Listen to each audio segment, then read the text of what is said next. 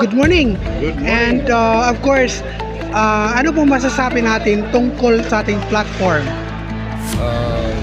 Good morning sa lahat ng mga guardians na nakikinig, sa mga kapatid natin, mga markado. So in this coming election, tingin ko naman medyo malinaw na para sa markado na when you say guardians, it is the UGB party list. Ito yung party list ng mga markado sa buong Pilipinas at saka iba yung dagot man.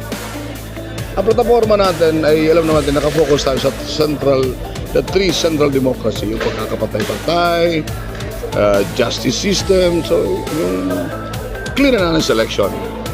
So ang akin lang kahilingan na sana in this coming election ay may patupad yung sinasabi lagi ng ating mga kababayan for a clean and honest election. Magtulungan, iwasan yung mga dayaan, yung mga init ng dugo, yung patayan, maiwasan sana yan. Sana iluwaban ng parehas.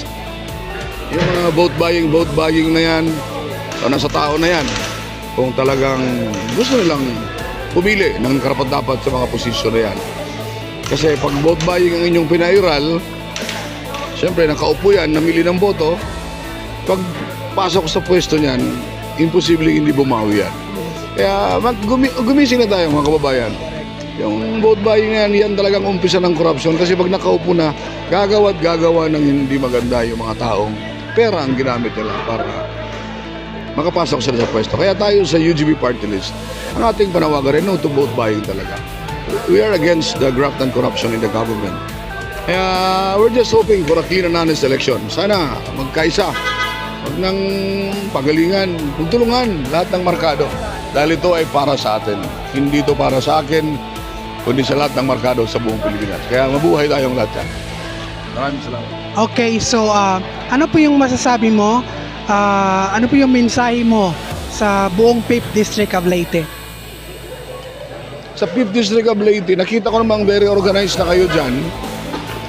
Ang akin na lang, tuloy-tuloy kung ano yung naumpisahan natin na pag-usapan regarding sa ating mga house-to-house operation, floor tactics and everything. So hindi ko na kailangan pang ilabas dito kung ano yung ngayon. Pero alam niyo ng mga leaders kung paano ang gagawin. Alam niyo kung paano papatakbuhin. Kaya magkita-kita tayo sa finals. Sigurado na to. Pag di tayo matalo, panalo na yan. Kaya good luck sa inyong lahat. Saka thank you din sa inyo, sa UGB Brotherhood ng media group natin. Maraming salamat sa inyo, sa inyong walang sawang magsusuporta. Alam naman natin ito isang voluntaryong organisasyon lamang. Wala tayong inaantay na kapalit, kundi ang ating ay makatulong lamang. Kaya ito ngayon, ginagampanan natin yung nating laging sinisigaw bilang markado na kahandang magsakripisyo para sa bayan at sa tao. Kaya maraming salamat sa inyong lahat.